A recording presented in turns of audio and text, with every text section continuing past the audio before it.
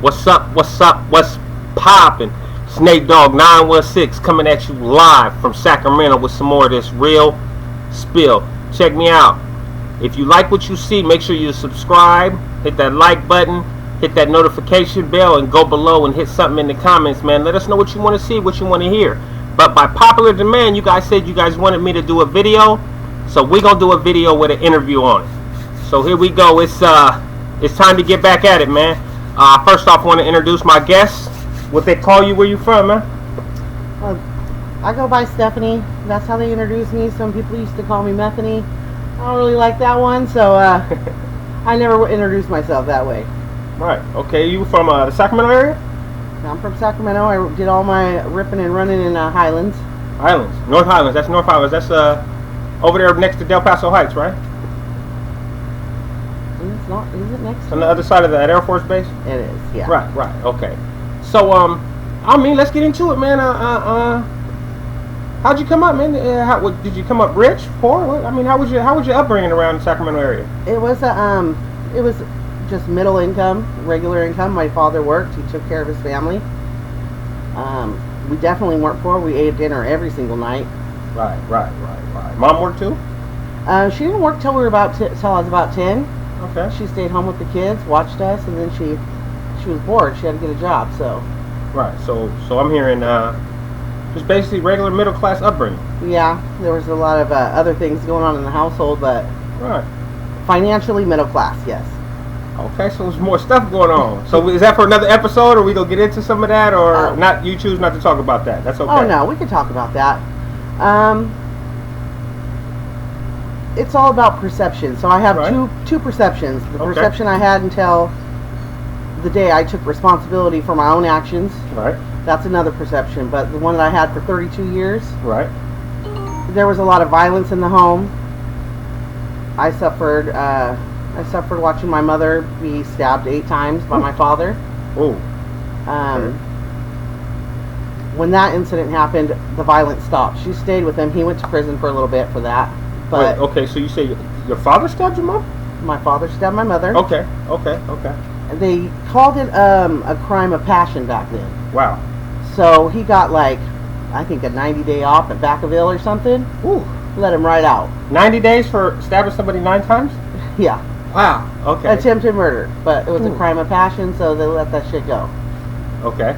And so, and then your mother stayed with him after that? She did. I would have to go to the prison to see him, and I was scared to death of him. Because of the incident? Because of the incident. And right. It's not like one day he just stabbed her. No, he abused her regularly. So it was an abusive relationship anyway? Absolutely. Ooh. Okay. Absolutely. So then your mother stayed with him and raised you still with him after this incident? So after you had already grown a certain amount of fear of this man? Yeah. So then when he came back in the house, I don't think I talked to him for probably a year. I was just petrified of him. And but he never touched her again after that. I guess that scared him. That scared him. That scared him enough. Oh, well, wait. Well, so now was it the prison that scared him, or the fact that he had did great bodily injury to his wife? Probably. I don't think the prison scared him because he only did 90 days in Vacaville. 90 days for not. I'm still. And I'm sorry. I think it was like it was just a mental health thing. They take you there and do I've heard of an op. They see if you're mentally fit to go do prison time. Maybe. That's crazy. Yeah. Okay, so the household was crazy. It was very much so. They were addicts. Oh, both of them? She used cocaine a little bit, and he used everything. Oh. And alcohol was a major thing. Was it a major factor in the assault, or was it was he intoxicated when the assault happened? Yeah, my mom called it freebasing. She said he was smoking crack, or just straight coke.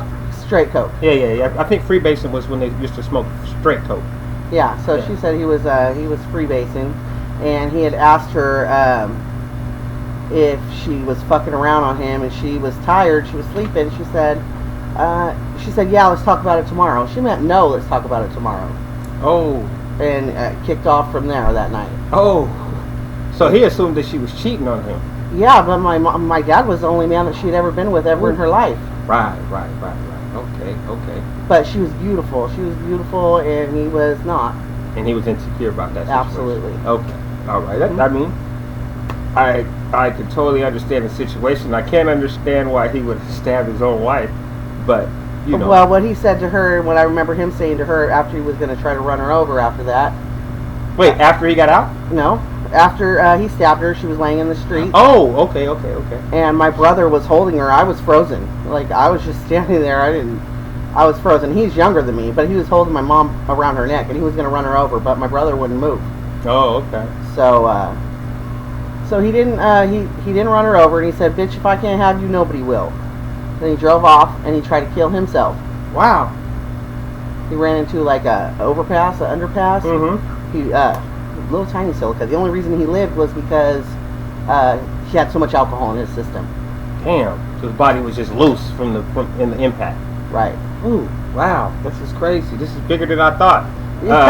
I thought we was bringing you on for one reason. The story just got better, y'all.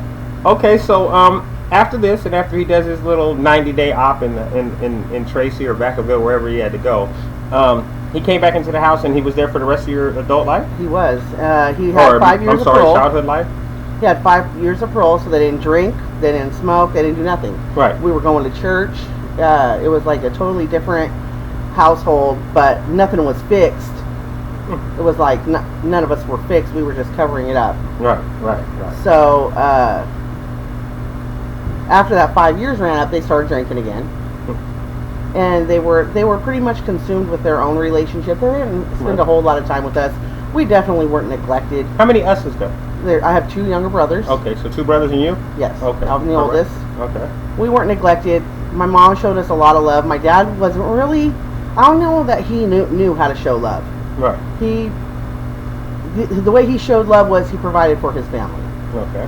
So the emotional support and love came from my mom. Okay. So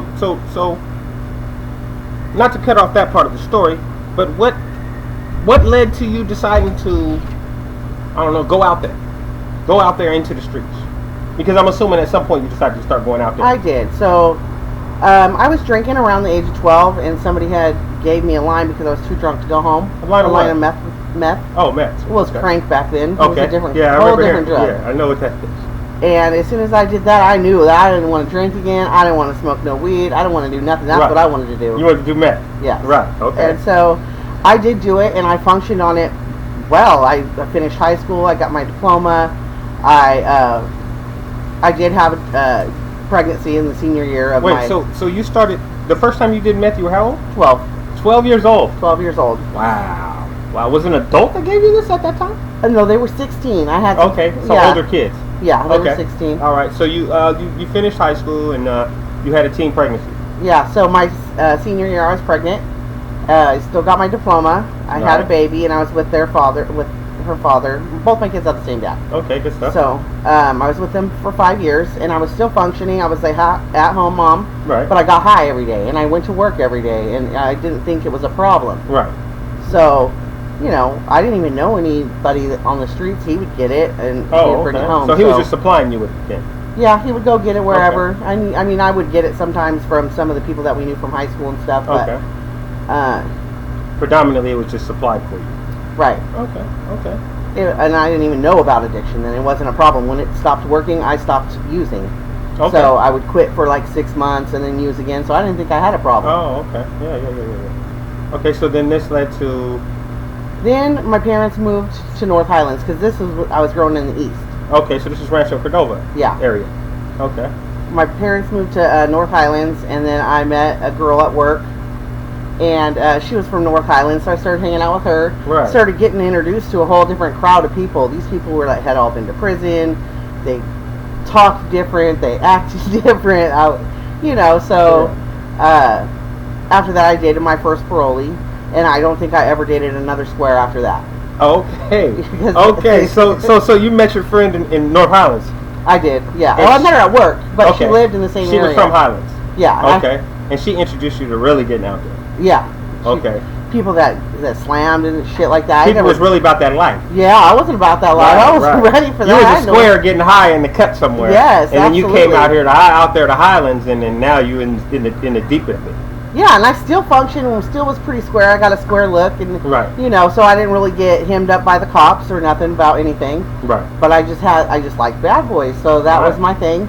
And they liked me because I was a good girl. I could visit them in prison. I could, you know. I understand that. I do. I really do. You can't mess with somebody That's a that's target. been in jail. That's a target. A female that's a square is a definite target for hood cats. Yes. You know what I mean? So it worked out for them and for me. So how did it work out for the baby daddy at this point, though? Was he square too? He was, yeah, but we had already split up. Oh, okay.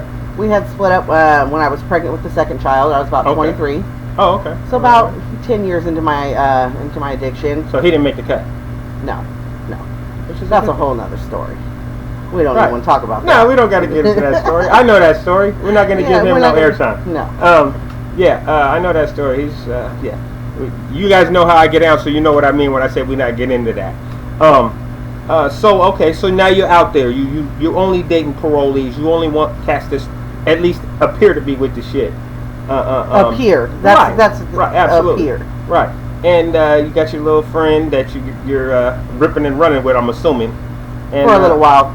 And at some point, it had to escalate at some point, right? It did. From just using.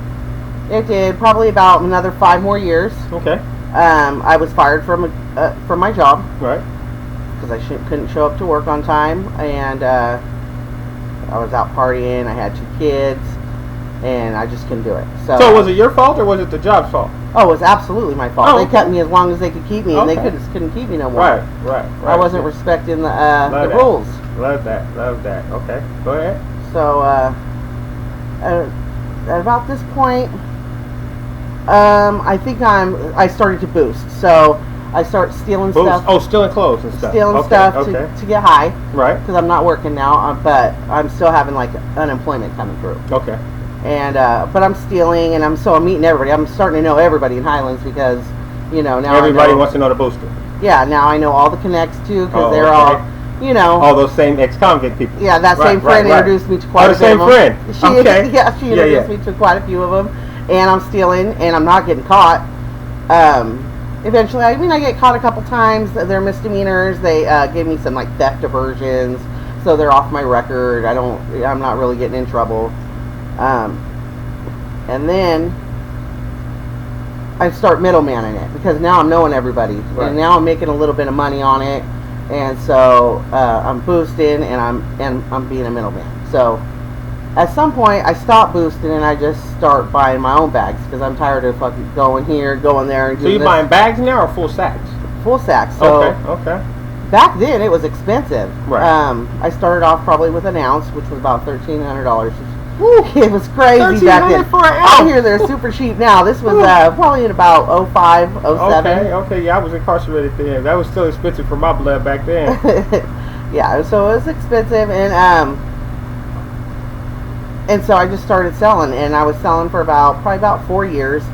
And in the process of that, I was committing crimes. They were like lightweight crimes that I was not getting in trouble for. There was probably some ones that I could have went to prison for at that point, but so you did go to prison. I ended up going to prison. Okay, so what did you go to prison for?